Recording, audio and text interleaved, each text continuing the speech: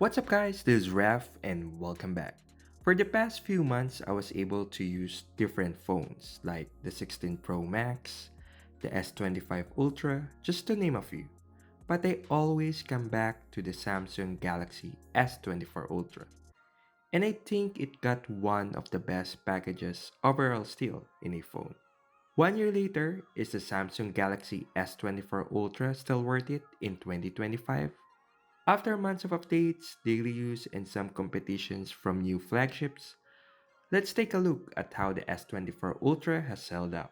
Design-wise, the Galaxy S24 Ultra feels premium with its titanium build, with Corning Gorilla Glass armor on both front and back and titanium grade 2 frame. It's solid, durable, and surprisingly resistant to scratches.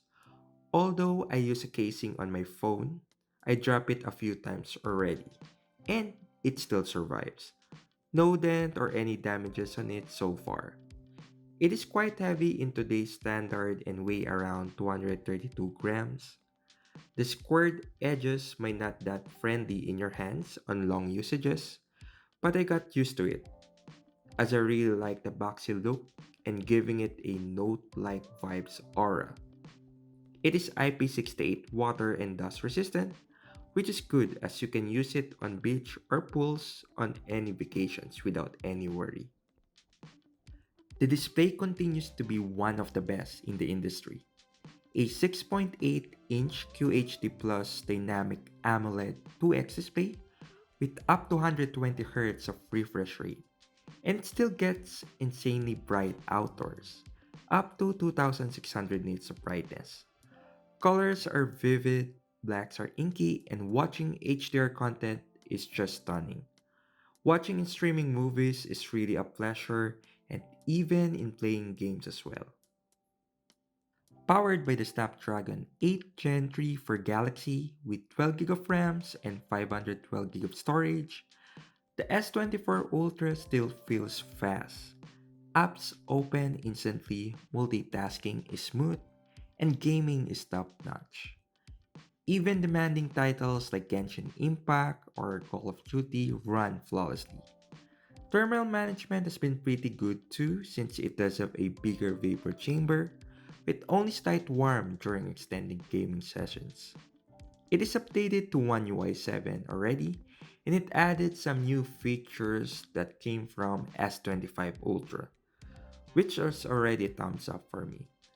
Though we are still waiting for the One UI 8 and Android 16, and Samsung is a little bit late for now.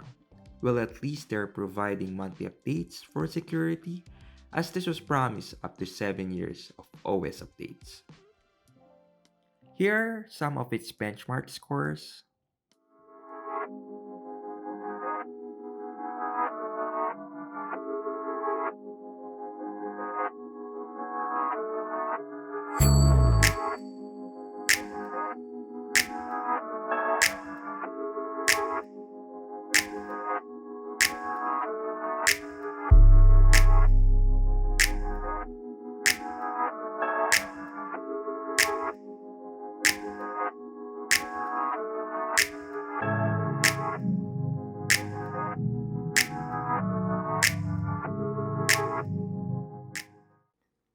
And here are some of its gaming performance.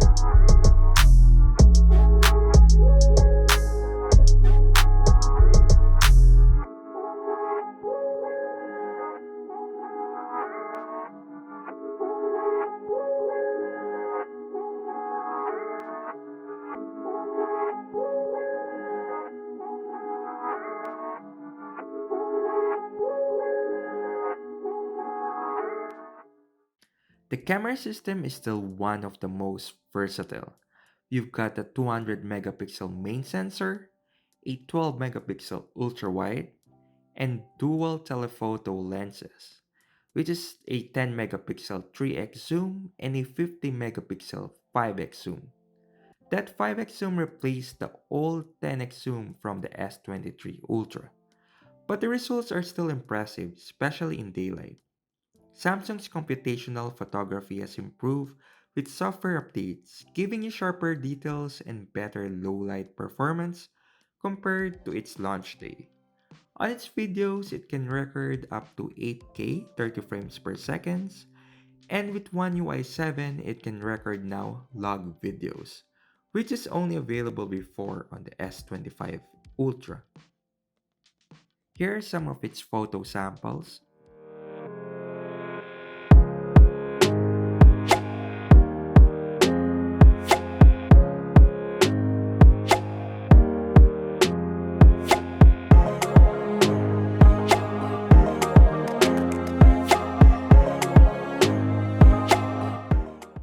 And here are some of its video samples.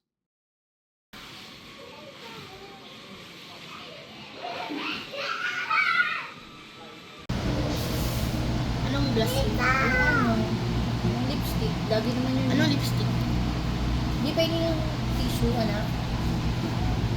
Parang masarap tong isa. Yung libre. Margarita. Ito yung libre. The 5000 mAh battery continues to deliver solid endurance. 1 year later, you can still expect a full day of heavy use and up to 2 days for mild usages.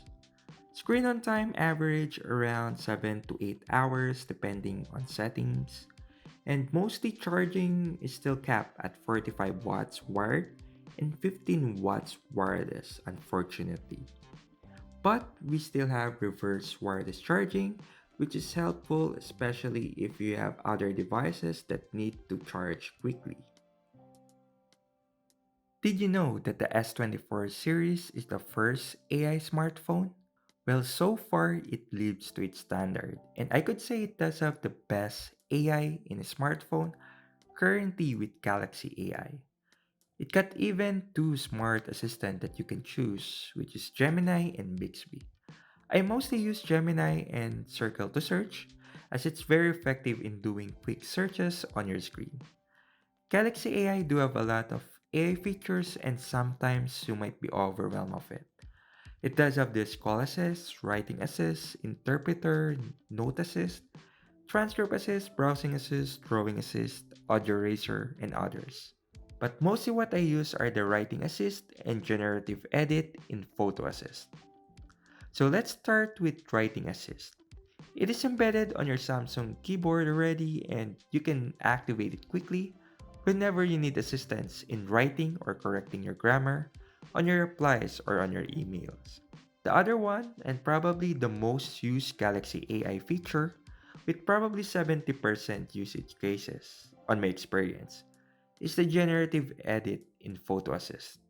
I mostly use it in editing photos, removing things, or photo bombers on your photos, and it is very effective in doing it. And I'm really still amazed on how it does it.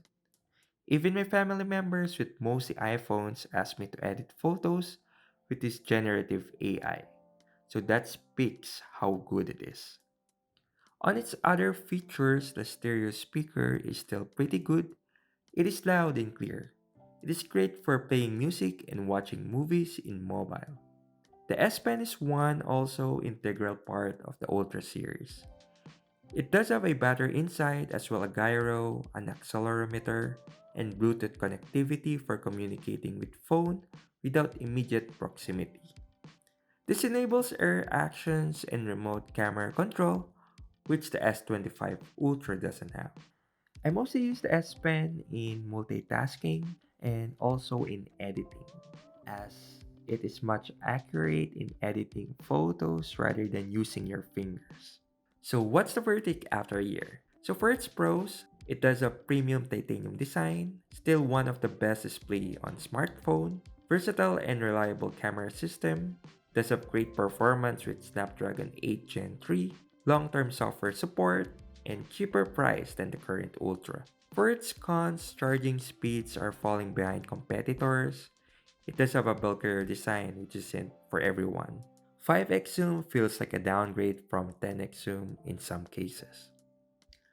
After 1 year, the Galaxy S24 Ultra is one of the best smartphones you can buy. It is cheaper now and you can get it for around 48,000 pesos to 70,000 pesos here in the Philippines, or in US around 700 to 800 US dollars, and I've provided the link for it in the description as well. It might not be the fastest and doesn't have the current hardware like the phones released in 2025, but its build quality, performance, camera, guaranteed updates, it's definitely aging gracefully. If you already own one, there's no need to upgrade. And if you're considering it in 2025, it's still absolutely worth it. So that's my Galaxy S24 Ultra after 1 year review. What do you think, guys? Are you still rocking your S24 Ultra or you're planning to upgrade to the next flagship? Drop your thoughts in the comments below. Please like, share, and subscribe, and see you soon. Peace out.